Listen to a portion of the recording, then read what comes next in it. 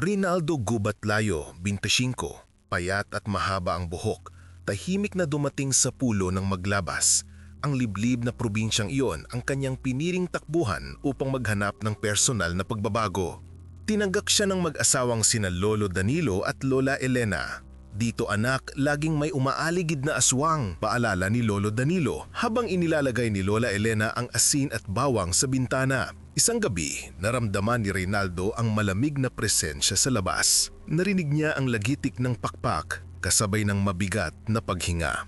Agad siyang kumuha ng sulo at sinindihan ito. Sa pagliyab ng apoy, nakita niya ang isang matangkad na anino na humiwalay sa dilim, nagdulot ng matinding takot at mabilisang pag-uwi sa Maynila. Samantala, sa distrito ng Ambuyas noong 2017, nagsimula ang sunod-sunod na trahedya kina Mateo at Katrina matapos nilang makuha ang itim na imahen ni Santo Nicasio. Ang pagdating ng itim na imahe ni Santo Nicasio sa bahay ni Mateo at Katrina sa distrito ng Ambuyas noong 2017 ay nagsimula sa isang serye ng hindi maipaliwanag na pangyayari. Binili nila ito sa isang lumang tindahan ng mga relikya na bighani sa kakaibang itim na kintab nito. Pagkaraan ng ilang linggo, nagsimula ang mga bangungot ni Katrina. Hindi mga simpleng takot, kundi mga buhay na pangitain, mga batang umiiyak na natupok sa apoy, mga anino na sumasayaw sa paligid ng imahen. Mateo, narinig mo ba yon? Tanong ni Katrina, nanginginig, isang gabi habang nakatitig sa altar. Wala akong narinig, asawa ko. Matulog ka na. Sagot ni Mateo. Ngunit ramdam niya ang lamig na nagmumula sa kanto ng sala. Isang lamig na sumisipsip ng init mula sa buong bahay. Ang lamig ay sinundan ng init. Mga misteryosong sunog ang bigla na lang sumiklab. Isang kurtina ang biglang nagliyab sa kusina. Isang bahagi ng pader ang nagapoy kahit walang pinagmumulang kuryente o kandila. Laging malapit ang insidente sa silid kung nasaan ang imahen, walang makapagpaliwanag at lalo silang napunta sa pag-aalinlangan. Nang hindi na nila kinaya ang takot, tinawag nila si Padre Miguel, isang matandang pari, matalas ang paningin at seryoso sa mga bagay na labas sa karaniwan. Matapos inspeksyonin ang itim na imahe ni Santo Nicasio at marinig ang mga kwento ni Mateo at Katrina, bumuntong hininga si Padre Miguel. Ito ay sumpa, mga anak. Hindi ito isang simpleng imahe ng debosyon. May masamang kaluluwa ang nagbigay buhay dito o ito mismo ay ginamit sa itim na ritual na nakakapinsala sa buhay ng mga tao. Ang imaheng ito ay kailangang ikulong, ihiwalay sa mundong ito. Paliwanag ni Padre Miguel habang tinatakpan niya ng telang purpura ang itim na rebulto. Nagdesisyon si Padre Miguel na kunin ang imahen at ikulong ito sa isang spesyal na kagamitan sa sakristiya, inihiwalay sa iba pang sagradong bagay. Nagbigay siya ng paalala, ang kadiliman ay mahirap talunin at maaari itong lumabas kahit saan. Ilang araw lamang ang lumipas, natagpuan si Padre Miguel na patay sa kanyang silid. Atake sa puso, ang opisyal na ulat. Nguit ng puntahan ng mga tauhan ng simbahan ang kinaroroonan ng itim na imahe ni Santo Nicasio, nakita nila ang pader na tago nito ay bahagyang sunog, may marka ng itim na usok na umaabot sa kisame. Isang malinaw na senyales na ang sumpay hindi natapos sa pagkamatay ng pari. Patuloy itong naghahanap ng biktima kahit pa mayroong pader na humaharang dito. Sa kabilang banda, ang kapangyarihan ng mga ritual at personal na galit ay nagdulot din ng sarili nitong trahedya. Si Corazon Hilawit, 38, ay isang babaeng may matalim na tingin at mas mabigat na pauot sa kanyang dibdib. Noong kabataan pa niya, itinuro sa kanya ng kanyang lola ang paggamit ng okulto, lalo na ang sinumpaang kandilang itim. Ito ang pinakamakapangyarihan sa mga pamamaraan upang magdala ng pagdurusa sa kaaway. Una niyang itong ginamit laban sa ina ng kanyang kasintahan noon, isang babaeng mayabang na umapi at nagpahiya sa kanya sa publiko.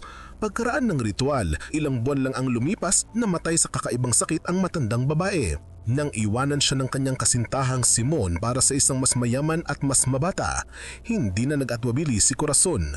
Gumawa siya ng isa pang ritual, mas malakas, mas nakatuon sa pagkasira ng pamilya. Gabi-gabi sinisindihan ni Corazon ang sinumpa ang kandilang itim sa likod ng kanyang aparador. Habang natutunaw ang wax, binubulbol niya ang pangalan ni Simon at ng kanyang bagong asawa habang inilalagay ang tinunaw na wax sa isang mangkok ng inasin ng tubig, sumisimbolo ng luha at paggagasa. Humihiling siya ng kalungkutan, pagkalaglag at paglisan. Nagsimula ang trahedya sa pamilya ni Simon sa sunod-sunod na pagkalaglag. 2 beses nawalan ng anak ang asawa ni Simon bago pa man ito makakita ng buhay. Sa ikatlong pagbubuntis, nagkaroon sila ng panganay na anak, ngunit hindi nagtagal. Sa edad na 3 taon, ang bata ay nagkasakit ng matindi.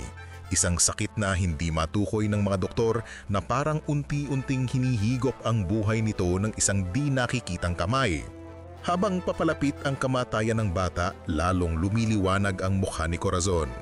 Ang paghihiganti niya ay matugumpay, ngunit sa halaga ng kanyang sariling kaluluwa na lumubog sa kadiliman. Ang universo, magamat puno ng misteryo at kadiliman, ay nagpapakita rin ng daan patungo sa pagbabago, kadalasan sa marahas na paraan. Si Marlon, na isang taong puno ng masasamang bisyo, ay nakaranas ng personal na pagbabagong loob. Isang gabi, nagmamaneho sa pauwi mula sa isang inuman sa highway. Bigla siyang nabighani sa isang santermo, isang bolang apoy na lumulutang sa kalsada. Sa sobrang pagtataka, hinabol niya ito. Ang paghabol ay nagtapos sa isang matinding aksidente. Nawasak ang kanyang sasakyan, ngunit milagrosong nakaligtas siya.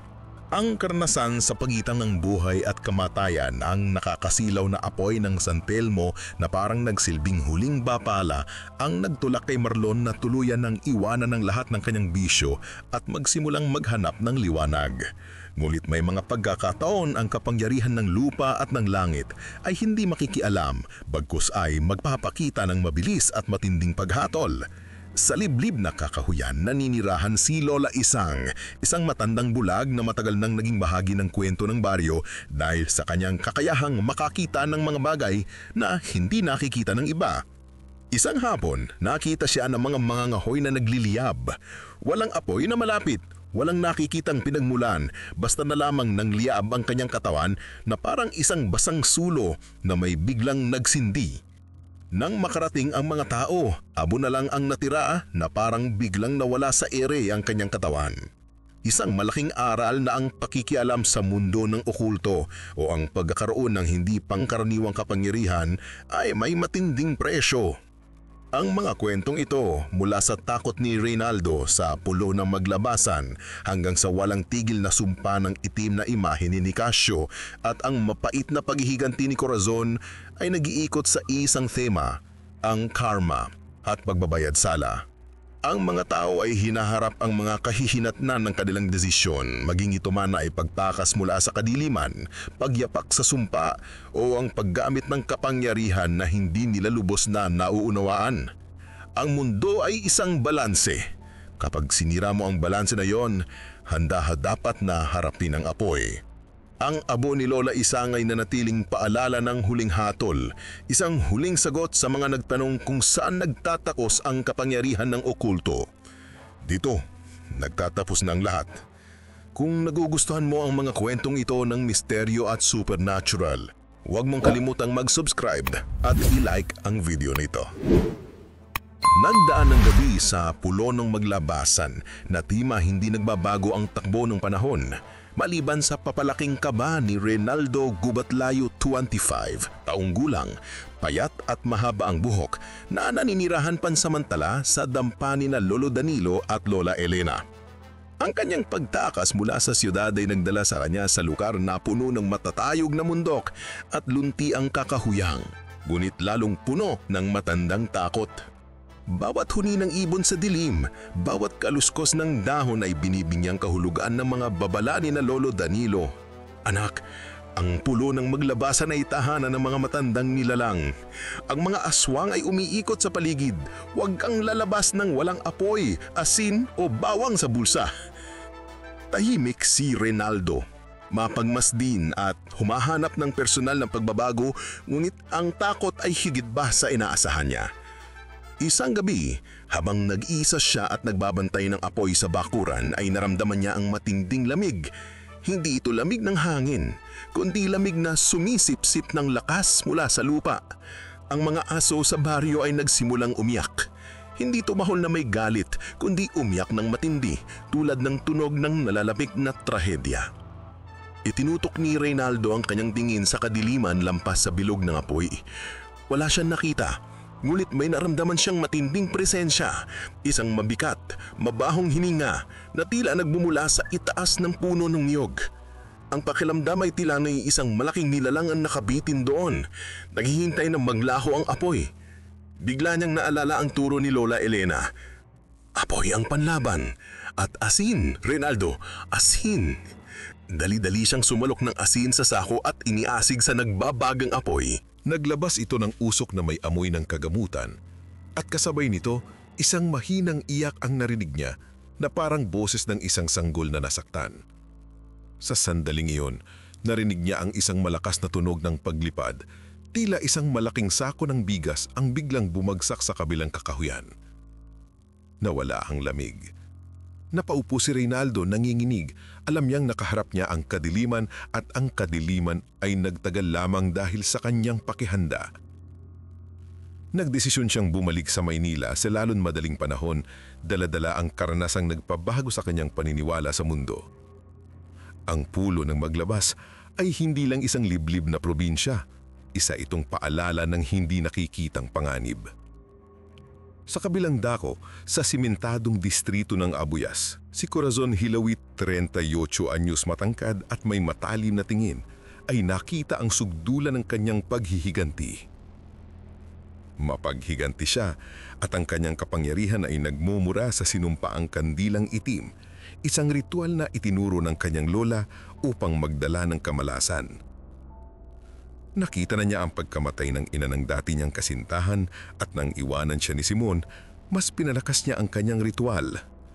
Ang kanyang huling kandila ay natunaw na at sa loob ng 3 taon, nasaksihan niya ang sunod-sunod na trahedya sa pamilya ni Simon. Ang pinakahuli at pinakamatindi ay ang paglisa ng buhay ng panganay na anak ni Simon, isang batang 3 taong gulang na hindi matukoy ng mga doktor kung ano ang pumapatay. Naglakad si Corazon sa pasilyo ng ospital, hindi bilang kaibigan, kundi bilang isang manonood ng kalamidad na siya mismo ang nagtanim. Nakita niya si Simon, wasak na wasak ang mukha, nakayuko sa kanyang asawa na umiiyak ng walang tunog. Naramdaman ni Corazon ang isang malamig at matalim na kagalakan sa kanyang dibdib. Hindi ako ang nagdala ng sumpa, bulong niya sa sarili, habang tinitingnan ng puting tela na nakatakip sa munting katawan sa loob ng silid. Ang kapalaran ninyo ang nagbigay daan sa akin. Ang ritual ng sinumpaang kandilang itim ay nagtagumpay. Nagdala ito ng kalungkutan, pagkalaglag at paglisan. Ngunit habang umaalis siya, tiningnan niya ang kanyang anino sa pader. Tila mas mahaba, mas maitim at may mga bahagi ng wax ng kandila na tila dumikit sa balat niya. Ang kanyang paghihiganti ay nagbigay kasiyahan, ngunit ang kanyang kaluluwa ay naging kasing itim ng imahe ni Santo Nicasio na nagdala ng sunog sa Abuyas noong 2017. Ang mga kwentong ito, tulad ng iba't iba pang engkwentro sa supernatural, ay nagtuturo ng iisang aral. Ang lahat ng pakikialam ay may kabayaran, maging ito man ay isang pagbabago o isang matinding paghatol. Si Marlon, ang lalaking puno ng masasamang bisyo, ay nakaligtas sa aksidente matapos iyang habulin ng San Telmo sa kalsada. Ang San Telmo, isang bolang apoy na nag-iwan ng nakakasilaw na marka sa kanyang retina at sa kanyang kaluluwa, ay nagbigay sa kanya ng pangitain ng kanyang sariling kamatayan. Ito ang nagtulak sa kanya na baguhin ang kanyang buhay upang itama ang mga pagkakamali. Ang kanyang kaligtasan ay isang himala, isang personal na pagbabago na bunga ng matinding takot at mabilis na paghatol ng kalikasan. Ngunit, hindi lahat ay binibigyan ng pagkakataon na magbago. Sa loob-loob ng kagubatan kung saan naninirahan ng matandang bulag na si Lola Isang, naganap ang pinakamabilis na pagbabayad sala. Kilala si Lola Isang sa kanyang kakaibang kapangyarihan. Kakayahang makakita lang kinabukasan sa dilim o makipag-ugnayan sa mga nilalang ng gabi.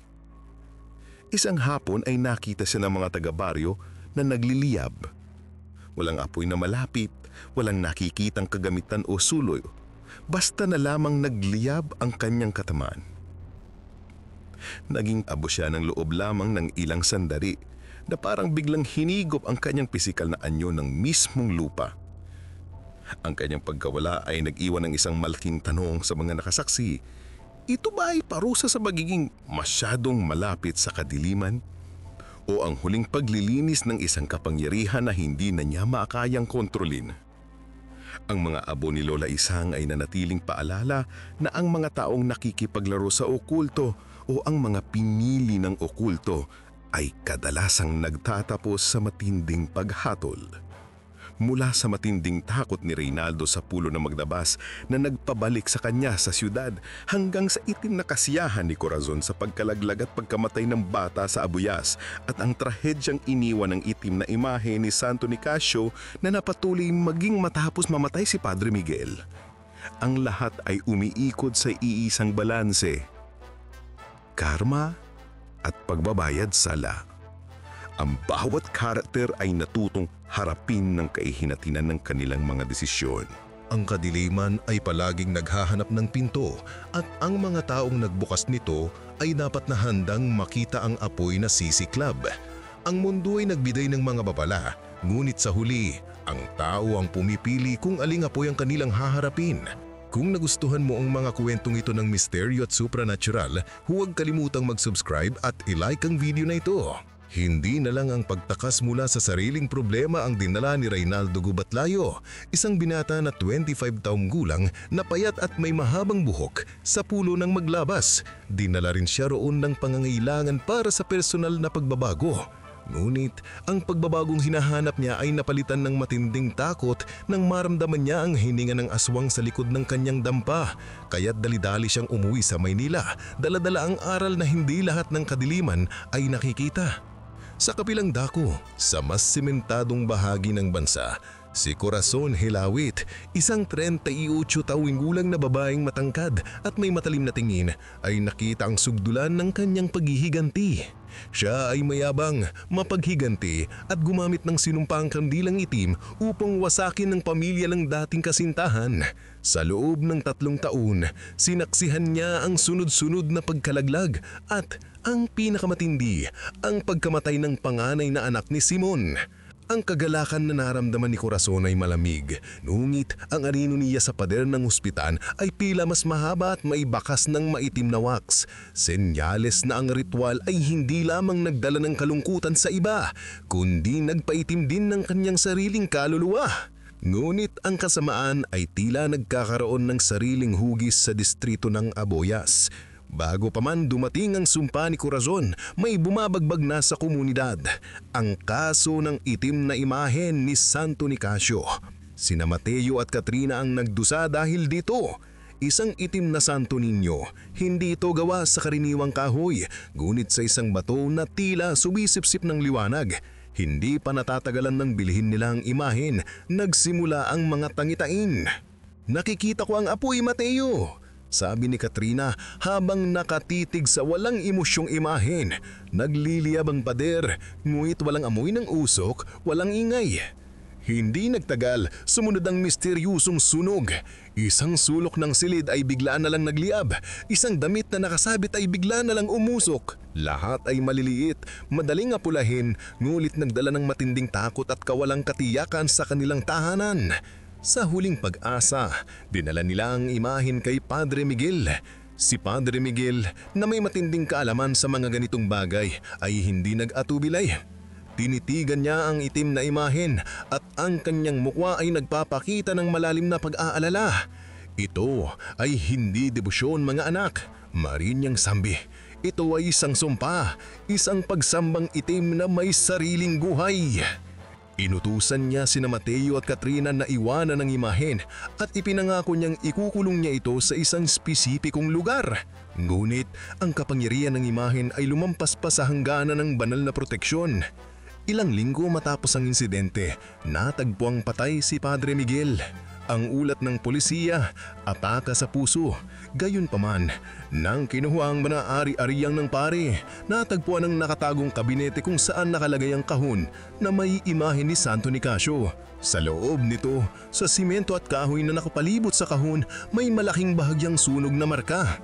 Isang palatandaan na hindi pa tapos ang sumpa. Tila pinatay nito ang pari at sinubukang makawala. Ang itim na imahe ni Santo Nicasio ay nananatiling paalala na ang sumpa ay hindi namamatay kasabay ng nagkulong nito.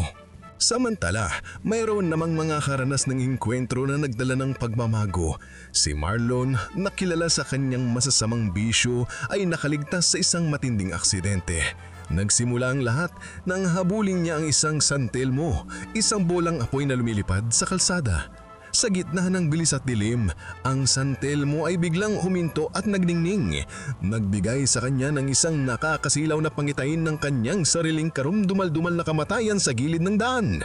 Ang pangitayang ngayon ay nagbreno hindi lamang sa kanyang sasakyan, kundi pati na rin sa kanyang masasamang daan. Ang pagkakaligtas ni Marlon ay isang nihamala, isang personal na pagbabago na bunga ng matinding takot na iinhandog ng San Telmo. Ngunit hindi lahat ng enkwentro sa supernatural ay nagre-resulta sa pangalawang pagkakataon. Sa loob-loob ng kakahuyan ng pulo ng Maglabas kung saan tumakas si Reynaldo, naganap ang pinakamabilis na pagbabayad sala. Lola Isang, ang matandang bulag na sinasabing may kapangyarihang makipag-ugnayan sa mga nilalang ng gabi, ay nakita ng mga taga-baryo na nagliliyab. Walang kandila, walang sulo, basta na lamang nagliyab ang kanyang katawan. Naging abo siya sa loob lamang ng ilang sandali na parang biglang imigop ang kanyang pisikal na anyo ng mismong kalikasan. Ito ba ay parusa sa pagiging masyadong malapit sa kadiliman o ang huling paglilimis ng isang kapangyarihang hindi niya na kayang kontrolin? Ang mga abo ni Lola Isang ay nanatiling paalala na ang pakikialam sa okulto ay madalas magtatapos sa matinding paghatol. Ang mga kwentong ito, ang takot ni Reynaldo, ang itim na kagalakan ni Corazon, ang sumpa ng itim na imahen at ang himala ng pagbabago ni Marlon, lahat ay umiikot sa isang balanse, karma at pagbabayad sala. Ang lahat ng karakter ay natutong harapin ang kahihinatnan ng kanilang mga desisyon at ang pagpapakialam sa mga kapangyarihang hindi nila lubos na mauunawaan. Ang kadiliman ay palaging naghahanap ng pinto at ang mga taong nagbukas nito ay dapat na handang makita ang apoy na sisiklab. Ang mundo ay nagbigay ng mga babala, ngulit sa uli, ang tao ang pumipili kung aling apoy ang kanilang haharapin. Kung nagustuhan mo ang koleksyon ng mga kwentong ito ng misteryo at supernatural, huwag kalimutang mag-subscribe at i-like